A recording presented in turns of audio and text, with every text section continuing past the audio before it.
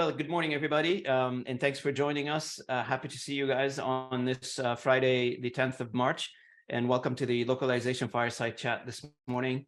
I am honored and pleased to have with me Carrie Fischer. Carrie Fischer, thanks for joining me this morning. A little bit about Carrie, just to give you a bit of an introduction, so everybody who doesn't know you, which I assume everybody knows you, but just to give you a little bit of an introduction. Carrie Fischer is the Globalization Services Manager at Subway.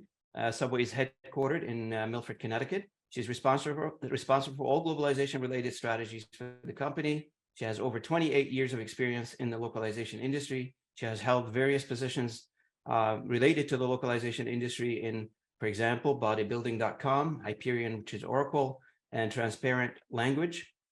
She's a volunteer at Women in Localization. Actually, she's the president of the Women in Localization Association. Congratulations, Carrie.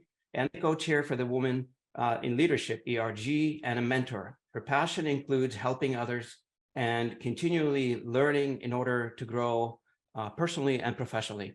And thank you, Carrie, again for coming online with me this morning and recording this podcast and the video broadcast. You're welcome. Thanks so much. Thank you for having me.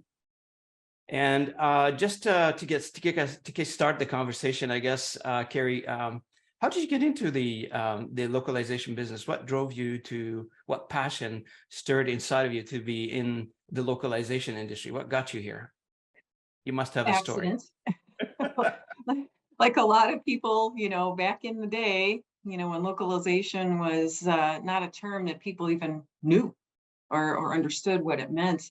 When I was working for Transparent Language, we sold software that helped people learn different languages. So we sold, I think, French, Spanish, German, and Japanese. And it was a unique way for people to learn a language by reading text, by reading stories, by reading articles. And then we took that concept and kind of flipped it and said, well, why don't we take this concept, sell it in French-speaking countries, German-speaking countries, Spanish-speaking, and Japan. And then we realized, well, we have to translate this software somehow, and all the menu items and the user guide, the box. Back in the day, it was software, right? And the company was like, well, who's going to do this? And I said, well, I will. And that's how I got into it. And back then there was no Google, there's no search engines. You kind of flipped through the yellow page, found translation companies, and they did the rest. There was no concept of translation memory. It was just starting. Back in the 90s, it was just starting, but. That's how I got into it. So it started with the passion for languages. I have a degree in French. I took Spanish, I took Russian in college. It was just, and so this was a natural progression to get into this great opportunity of a foreign language learning software program, and then having to localize it in 94 or whatever it was, 95. That's how I fell into the industry, and went to my first Lisa conference in Boston. And you remember Lisa, right? I do. And that's where I met, this huge figure of a person, Renato Beninato, and Karina. It was really interesting. It was a great experience, great introduction to the localization industry.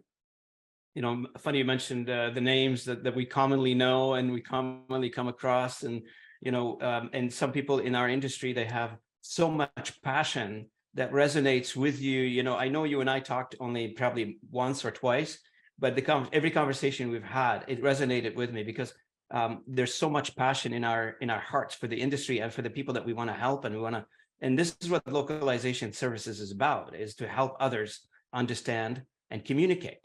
Yeah, we're all the same birds of a feather, right? We all have this. You're right. It's the same passion, and I think that's why we all get along, and we all love to work with each other, and it's been a great industry to get into. And when young people come to me and say, what is localization? What is the industry? I'm like, well, let me tell you about it. Well, great. I know you have you became a president. You were for the Women in Localization. Tell me a little bit about that and your vision for the association, and where do you see the association? What do you like to accomplish in the short term, long term, etc.? What's your view on this, if you don't mind? Yeah, I got into Women in Localization when it was first formed in 2008. I happened to live in Silicon Valley at the time, and we started to get together informally, meeting at people's houses or people's places of work or bars, or and very specifically talking about issues that affected us as women, and how they're different than issues that affect men. We have sometimes this double-edged sword of, if somebody calls us, assertive, we're kind of seen as bitchy, or, whereas if a man is seen as assertive and, going for what he wants, well, he's assertive. It's a good thing, so and if you become a mom, God forbid, there's the what's called the mommy penalty. And so we have different issues that aren't addressed, and why would they be, with a mixture of men and women in the room. So the three founders, saw a need for just women to get together and understand specific challenges, wins, and it became something I really enjoyed. It was a celebration of other people's accomplishments and learning from their challenges.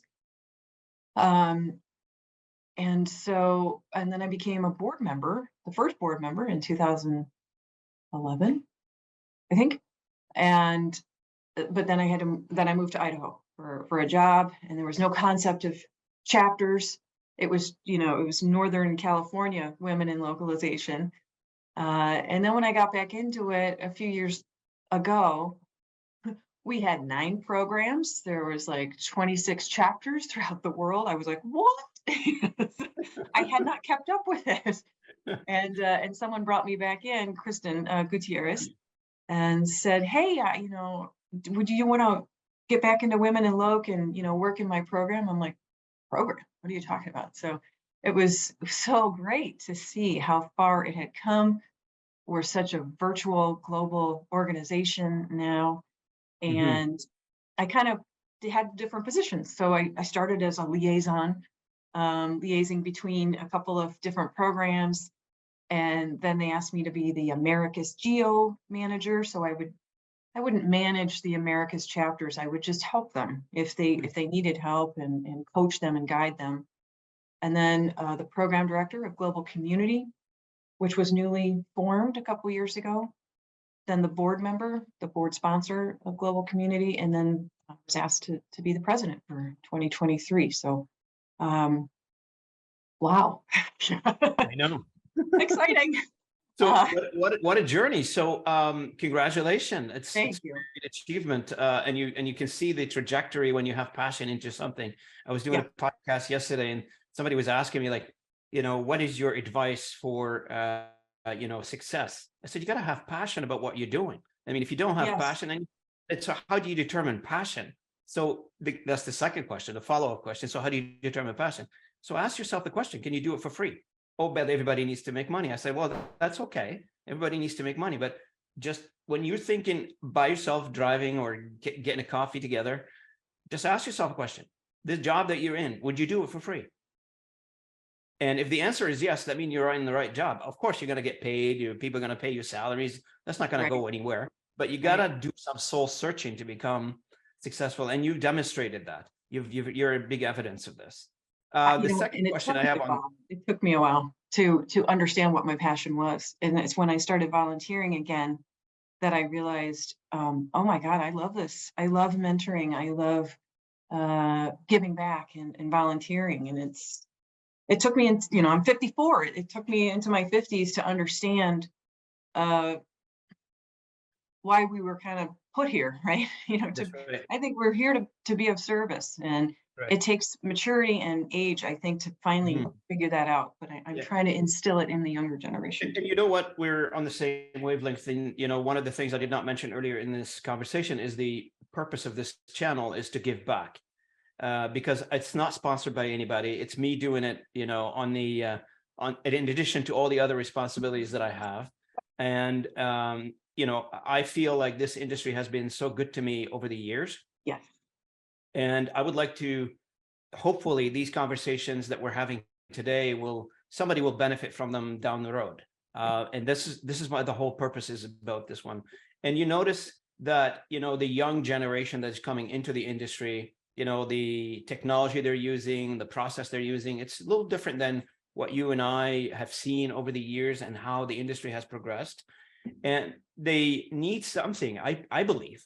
The new generation that's going to be replaced us at some point, they need Yep. something to look for and say, oh, okay, so I have a couple of nuggets of wisdom here that I can borrow, and which is this is the purpose of this channel. I love it. Thank you for So, doing it. so on your side, from what would be the your short-term goals for women in localization in the next few months, a year, however you portray that? Yeah. Um, Mentoring is a big passion of mine.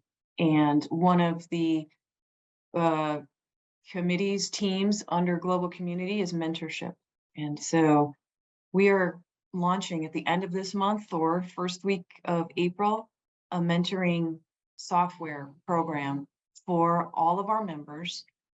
It's automatic, right? So there's algorithms involved. We're not sitting here with spreadsheets like we used to do. And mentors and mentees can be automatically matched. And then you get to chat with that person, meet with that person, see if it's a fit, and then determine how long you want to meet for and how often. And so all that will be automated. I think that's going to be huge for our members, because I get asked all the time, from new people entering the space, localization space, what are your top 3 tips? My first tip is find a mentor who's been in the industry at least 10 years. It's important, I think, to have some history there. Unless potentially you're in sales, right? And maybe it's more about sales techniques. But anyway, so that's one, I think, huge thing for our members.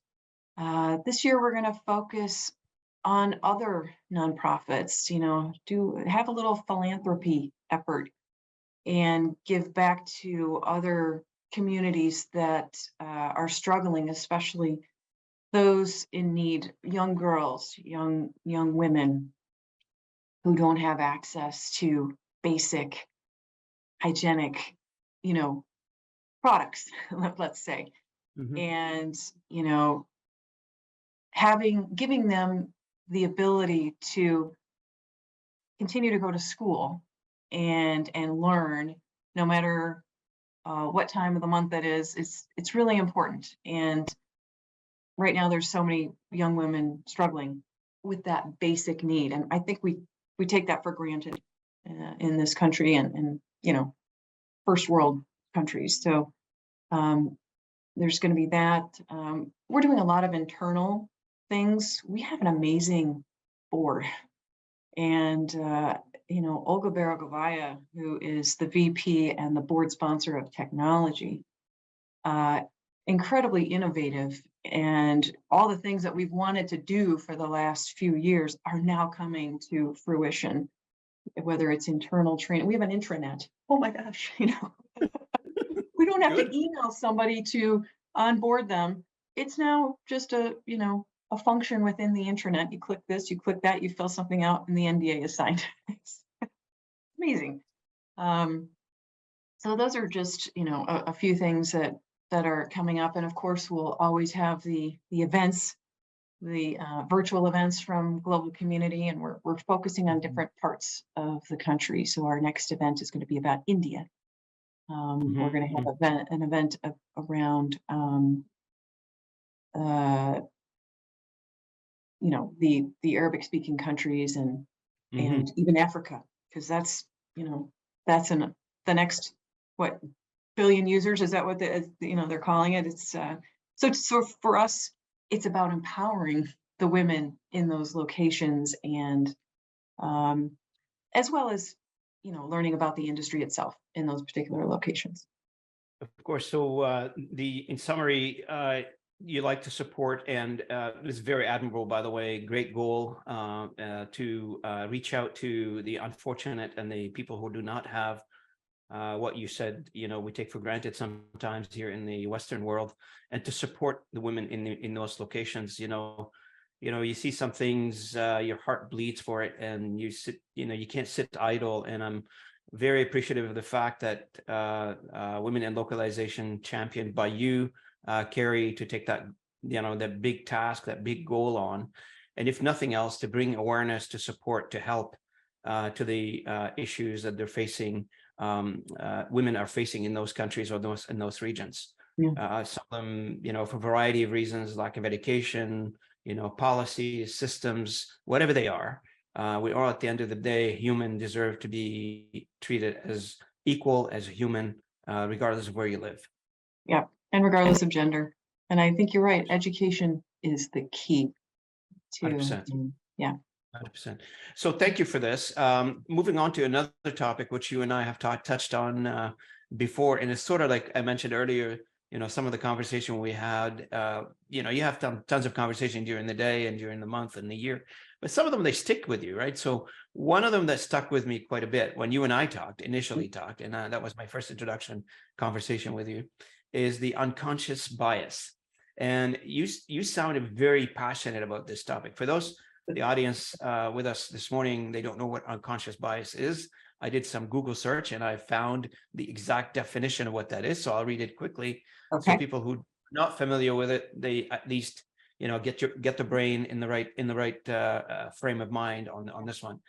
Unconscious bias or implicit bias is a term that describes the associations we hold as a human, as people, outside of our conscious awareness and control.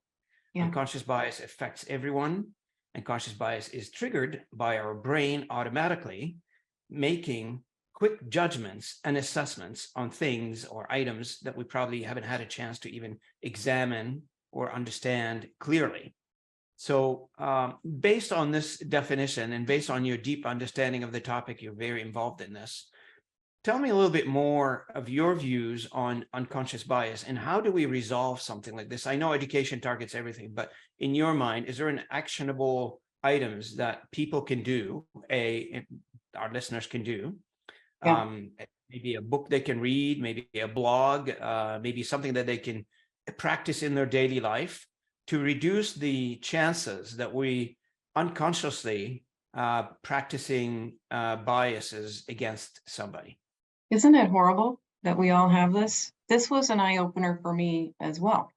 I didn't know what unconscious bias was until a few years ago, and I started digging as well, and one of the events that we held last year was with a woman named Hilary Bass, who, researches this and presents on it just to bring awareness. And, it's horrifying to think that we have these, predisposed prejudices, but we all have them.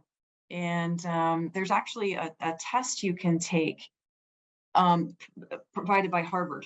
And so if you Google IAT test Harvard, you can take it, and it's private, right? And the results don't go out to the internet, right?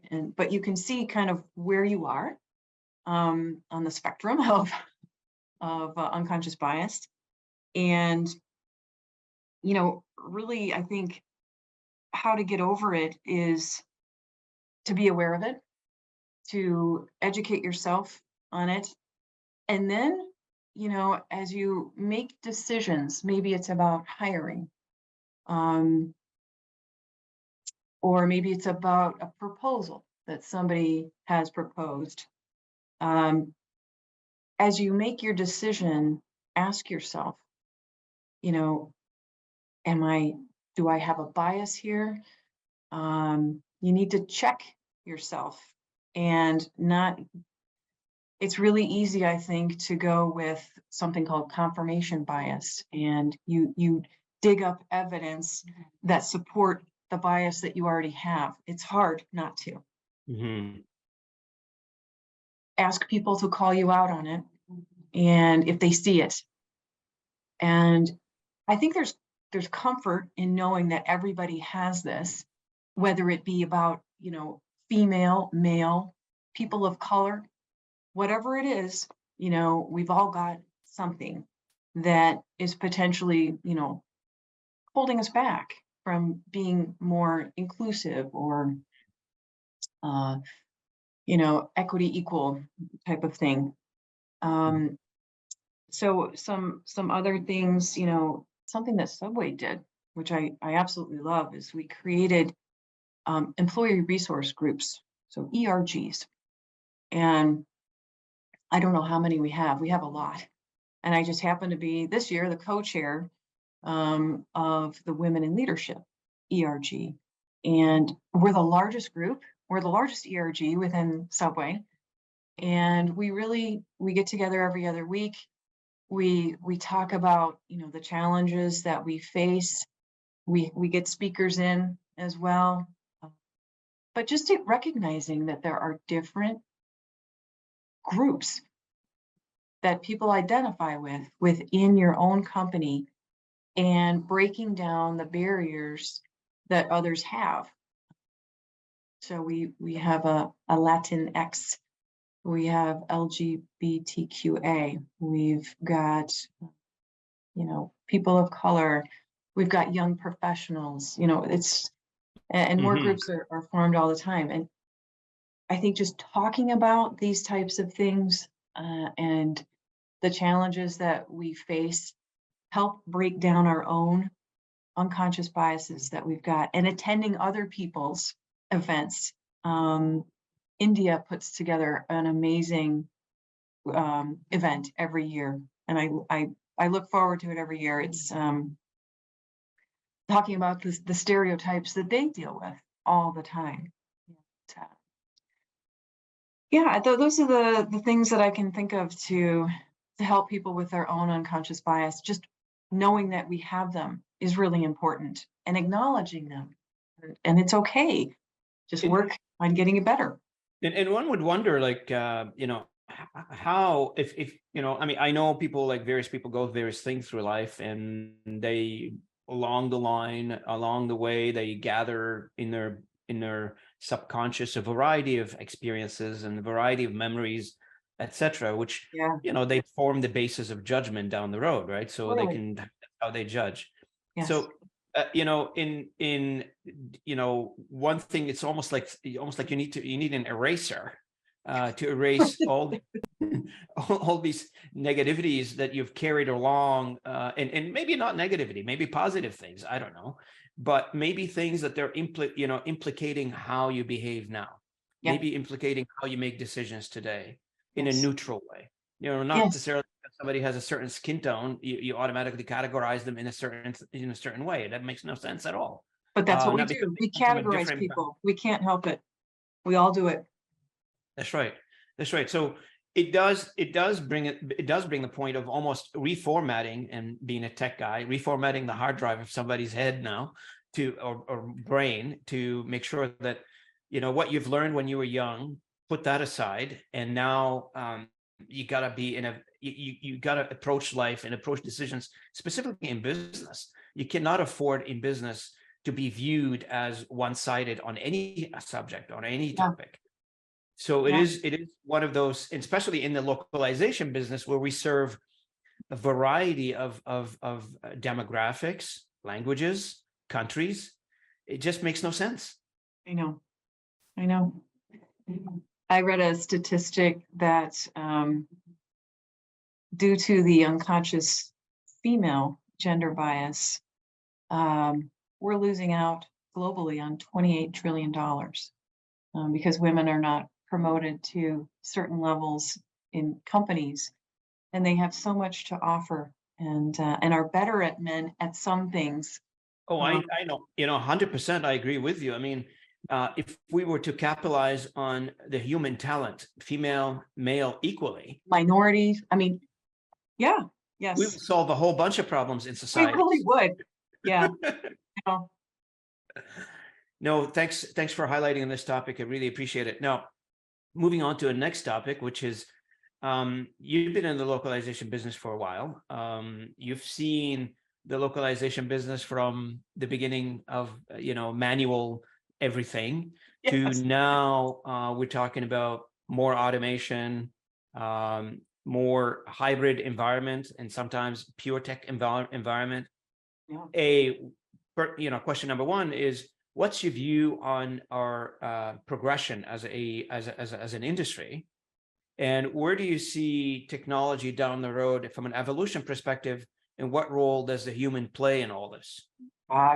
That's huge. I know, eh?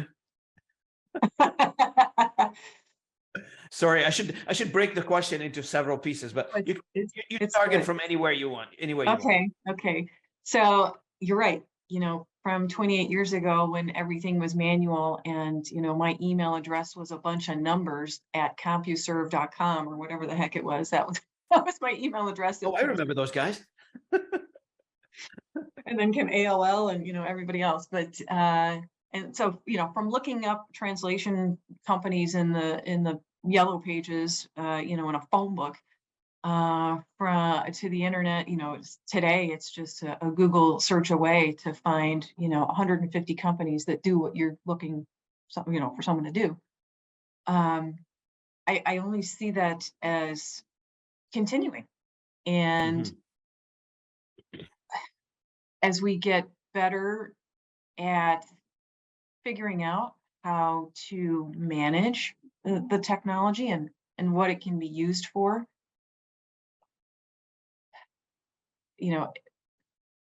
things will only get, I think, faster, potentially better, and potentially cheaper. The big buzzword is Chat GPT, right? And so I actually attended something last week where, 4 experts in the technology field, which I am not, by the way, talked about Chat GPT and the different uses for it potentially in the future. So of course my kid, I was so glad that I actually knew what Chat GPT was when my 16-year-old son said, "Mom, have you heard of this thing called Chat GPT?" Why, yes, I have, because it's usually him teaching me about what's happening in the world of tech. But he's absolutely fascinated by it and loves to challenge it. But anyway, so I think it's harnessing new technologies. There's going to be new stuff coming up all the time. And it's just a matter of figuring out how it can work for our industry. And, which companies are going to harness it first. And there's probably so many different ways to do this. So I see that, but I can't help but look at my own experience within Subway, and I am seeing more and more people interpreting services needed. Even in Quebec, the new law passed last year. Right, Bill 96, the famous one. 96, yes. Which is costing me a lot of money. No, and you're not the only one. No, I know, and quite frankly, I mean, it should be. I'm sorry, I kind of side with them on this, but so what I'm seeing is the more and more need for in-person, Zoom, whatever, interpreters, and a Chat GPT I don't think is ever going to replace that. So I see just a combination of both technology and people will never be out of the loop ever. You're absolutely correct. I wrote a blog 3 years ago, way before Chat GPT became hip, I would call it now. It is hip thing now. And I always advocated to the fact that the language industry will always live in a hybrid environment, meaning that you need technology and you need a human. And Yes. for various reasons, you need them. You need them to customize. If it's pure technology, you still need the linguist or the translator, the professional translator, to customize, to tailor, to make sure that, to inspect, to make sure that the machine, I should stop calling the machine now. People are going to think I'm talking about Star Trek, but to make sure that the technology is doing what it's supposed to be doing and accurately doing it. And you're never ever going to lose that, because for certain topics, I get it. For certain low visibility content, I completely. But if you have a high visibility content and you have a content that is sensitive to a certain extent, legal, etc., pharmaceutical, healthcare, etc., you still need somebody to validate this. You cannot afford a mistake in those texts. Can you imagine if we translated our menus using AI? Subway series, how would that translate into, however many languages? And even, is a board ever going to be replaced by robots? No, it's people. But we use technology, like I said, Olga has been really helping us harness the technology so it makes our volunteer jobs easier. That's how I see it, as this symbiotic, relationship. And you know what? It's creating a new way of working in the localization industry. It's creating new skills. Yeah. Yes. Right. I was talking to somebody yesterday or the day before, I can't remember now, and we were talking about the academia and the academic function that the university play in terms of supplementing the industry with professional skills to help and to drive the industry forward. But those programs have not really, to a large extent. I mean, some universities are adapting, but for the most of it, we're still following, a 4-year degree program from, 30, 40 years ago. And now the technology that's coming online, the new, and it's not just the industry is forcing it. I mean, the consumer of those translation of the content is forcing it to a large extent. I was to adopt a new technology, to look for new ways to do things, right? So that's going to force now academia to tailor degrees specifically for those functions. So for instance, instead of coming in as a professional translator, you may be coming out of university as a post editor. Yeah. Maybe coming or a out project as manager or a technology person. Yeah. Correct. Yeah. So that's going to open the door to look for to get more resources, because this industry, like any other industry, is starving for resources. Yeah. So it's going to get some resources in. They're more qualified to the new environment, instead of taking an individual that was not professionally trained for this and now asking them to train for the new environment. I think they find it a little hard, and you know the story there. Change is very hard to some of our industry professionals, because it's not their fault, because they were not really designed for it, for the lack of a better word. They were not trained for it. That's not what they went to university for. God bless them. I mean, some of the ones that I've known, and they're retired, but they still do some translation work. Some of them, they still tell me about the days when they do translation using typewriters.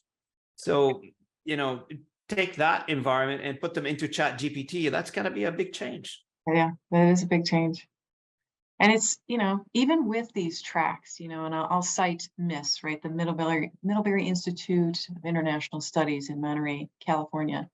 It's a graduate school. It's a 2-year program, but they have different tracks that people can, take. If you want to be a linguist, you take this. If you want to be project manager, you take this. If you want to have a career in localization technology, which is great. But this challenge still remains when they get out with that degree. They don't have 2 years experience that everybody seems to require on the job applications. They don't have 1 million words translated, if they're going to go down the linguist path. So, I also think it's up to us as industry veterans to help them bridge that gap, whatever that might be, whether it's a paid internship, whether it's mentoring and giving projects, at the same time to help them learn about, TMS in the real world. Yeah, there are several associations that they're launching. I know you mentioned mentoring earlier, that Women in Localization is going to be launching, but there are several associations here in Canada. We use mentoring program quite a bit. Good. So when they graduate from university, they go on to mentorship with a company or with whoever, maybe an enterprise that has an internal localization team, etc. So the idea there is to indoctrinate them and to give them a little bit of a training on the new world, on the world that they did not see at university, and they need to. Right. There's a co-op programs. There's a bunch of things, right? Excellent. But that transition period that you mentioned between learning and being a professional in the industry is quite important. And this is where people like us need to help through this. I completely agree. And it's scary. It's scary for people graduating and going, now what? No, This is where we can help them. Absolutely. So the last question I have is there any future plans for you? What's the big ideas that you would like to chase in the next couple of years for Carrie Fischer? Oh boy. I'd like to continue to volunteer. Women in Localization is near and dear to my heart, so I imagine I'll continue to volunteer there. In terms of my career, let me put it this way. I don't tend to leave a company unless I'm no longer challenged.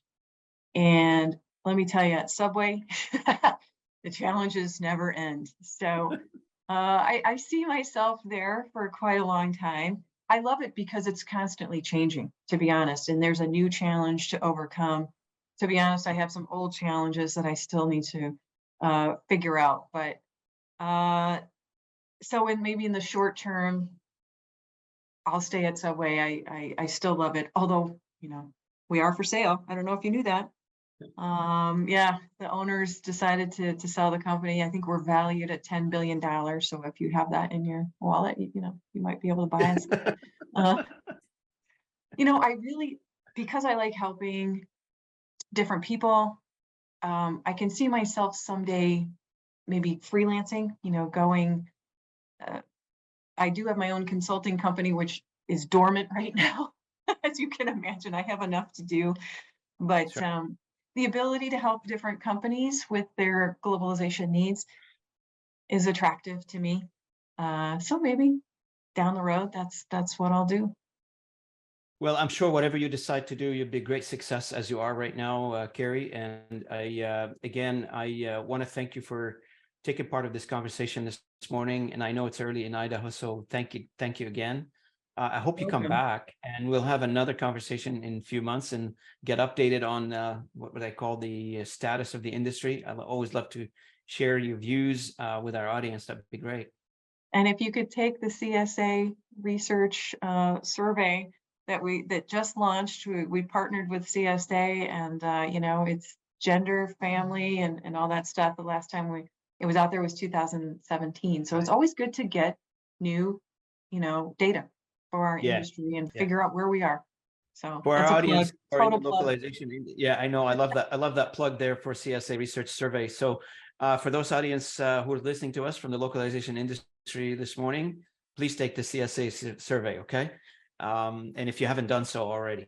Again, thank you, Carrie, for being part of this podcast. For our audience, you can find us on YouTube on Localization Fireside Chat. You can also find us on Spotify podcast at Localization Fireside Chat as well.